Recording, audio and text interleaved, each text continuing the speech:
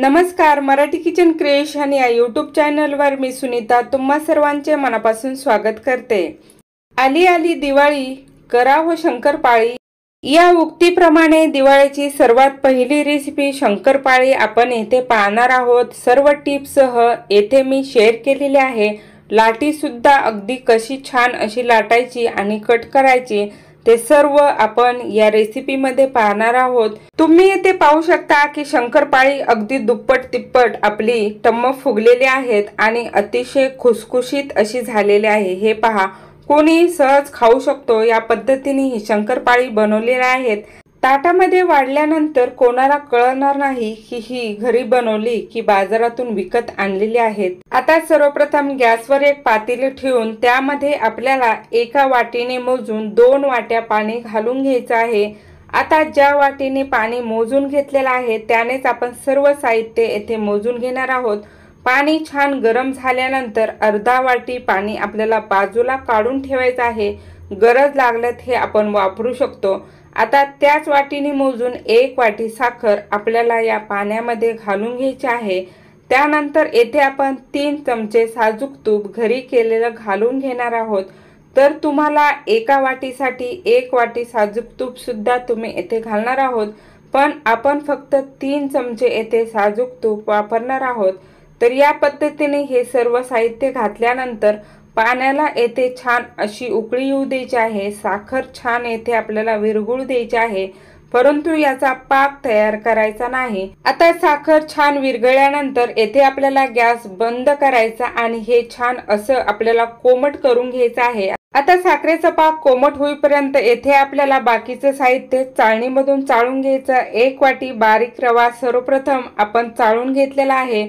त्यानंतर अजून 1 वाटी येथे अगदी बारीक रवा आपण घेतलेला आहे। तुम्ही याऐवजी मोठा रवा सुद्धा वापरू शकता, पण बारीक रव्याने अजून छान असे खुसखुशीत अशी शंकरपाळी रेसिपी तयार होते। आता दोन्ही वाटी रवा आपला येथे चाळून झाला।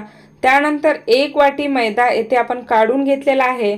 हा मैदा आपल्याला चाळून घ्यायचा आहे, म्हणजे त्यामध्ये असलेली कीड वगैरे निघून जाते आणि मैदा येथे स्वच्छ होतो।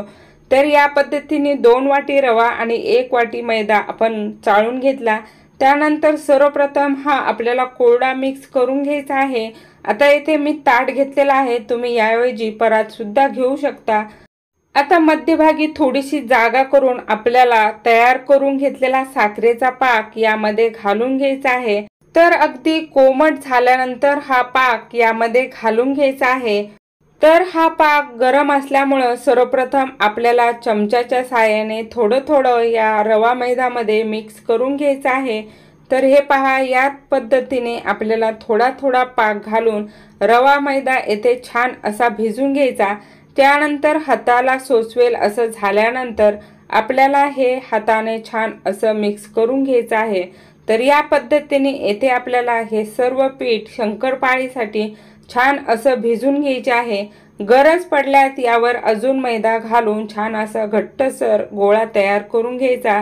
तर हे पहा, थोडीशी गरज लागली तर मैदावरून आपण घालू शकतो। या पद्धतीने आपण पाऊण ते 1 किलोचं शंकरपाळीचं येथे पीठ भिजून घेतलेलं आहे। आता हे पीठ आपल्याला कमीत कमी 2 तास छान भिजून बाजूला ठेवून द्यायचं आहे। 2 तासानंतर तुम्ही इथे पाहू शकता की पीठ छान असं भिजून आपलं तयार झालेलं आहे। यामध्ये तुम्हाला हवी असेल तर तुम्ही इलायची पूड सुद्धा घालू शकता। तर या पद्धतीने हे अतिशय भिजून कडक असं झालेलं आहे। तर आता सर्वप्रथम याचा उंडा तयार करून घ्यायचा। पळपटावर याची लाटी आपल्याला अगदी जाडसर अशी लाटून घ्यायची आहे। त्यानंतर बाजूचे काठ आपल्याला मध्यभागी दुमडून घ्यायचे आहे, म्हणजे आपल्या शंकरपाळीला छान असे लेयर्स येतात। तर हे पहा, या पद्धतीने आपण ही लाटून घेतलेली आहे। तर ही घडी अतिशय आपल्याला जाडसर किंवा ही लाटी जाडसर अशी लाटून घ्यायची। त्यानंतर फिरकीचा चमचा किंवा चाकूच्या साहाय्याने बाजूच्या कडा येथे आपल्याला कट करून घ्यायच्या आणि आपल्याला अगदी मध्यम आकाराची येथे शंकरपाळी कट करून घ्यायची आहे। तर हे पहा, सर्वप्रथम उभ्या रेषा मारून घ्यायच्या, नंतर पोळपट किंवा ह्या रेषा आडव्या करायच्या आणि आडवी यावर रेषा मारून घ्यायच्या। तुम्ही पाहू शकता अगदी झटपट साध्या सोप्या मध्यम आकाराच्या पद्धतीने शंकरपाळी येथे आपण कट करून घेतली। आता हे काढून घ्यायचे आहे आणि याच पद्धतीने आपल्याला दुसरी शंकरपाळ्याची लाटी लाटून कट करून घ्यायची आणि मध्यम आकाराची शंकरपाळे येथे आपल्याला कट करायची।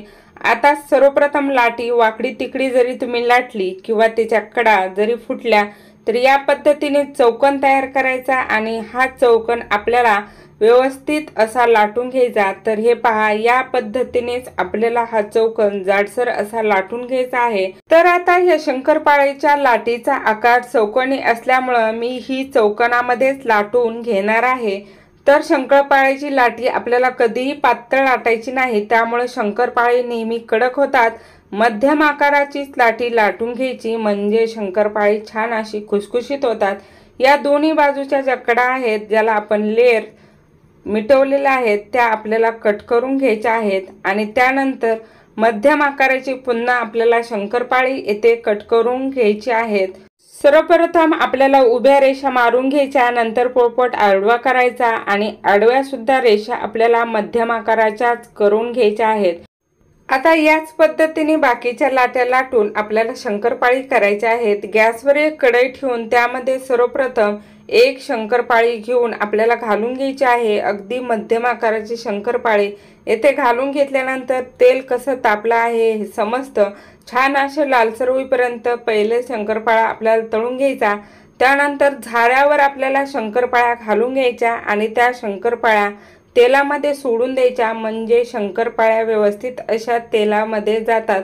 सर्वप्रथम आपल्याला तेल तापेपर्यंत गॅस मोठा ठेवायचा आणि शंकरपाळी घातल्यानंतर येथे गॅस आपल्याला मंद करायचा। मंद गॅसवर आपल्याला ही शंकरपाळी छान अशी कडक होईपर्यंत तळून घ्यायची आहेत। आता पहिल्या वेळेचा घाणा आपण थोडा कमी ठेवला होता, दुसऱ्या वेळेच्या घाण्यामध्ये मी 2 झारे शंकरपाळी यामध्ये सोडून दिली। आता शंकरपाळी सोडताना कढईमध्ये किती बसतात ते सुद्धा आपल्याला येथे पाहून घ्यायचं आहे आणि त्यानुसारच यामध्ये शंकरपाळी घालायची आहे। त्यासाठी तेलाचं प्रमाण सुद्धा महत्त्वाचं आहे। तर अशा पद्धतीने सर्व शंकरपाळी आपल्याला एका बाजूला छान अशी लालसर होईपर्यंत तळून घ्यायची आहेत आणि त्यानंतरच त्याला पलटी मारून घ्यायची आहे। अशा पद्धतीने सर्व शंकरपाळी आपल्याला तळून थंड करून घ्यायची आहेत आणि त्यानंतर एका हवाबंद डब्यामध्ये भरून ठेवायची म्हणजे ते छान महिनाभर सुद्धा टिकतात। तुम्ही इथे पाहू शकता की शंकरपाळ्याचा आकार तळल्यानंतर दुप्पट झालेले आहे। छान अशी खुसखुशीत ही शंकरपाळी रेसिपी आपण येथे पाहिली। ह्या दिवाळी करता नक्की करून पहा। आजची ही रेसिपी तुम्हाला कशी वाटली ते मला कमेंट करून नक्की सांगा। व्हिडिओ जर आवडला असेल तर लाईक, शेअर आणि आपल्या चॅनलला नक्की सबस्क्राईब करा। बेल बटन नक्की प्रेस करा। खा प्या आनंदी राहा, एकमेकाची काळजी घ्या। व्हिडिओ पूर्ण पाहिल्याबद्दल तुम्हा सर्वांचे मनापासून धन्यवाद। हॅपी दिवाळी।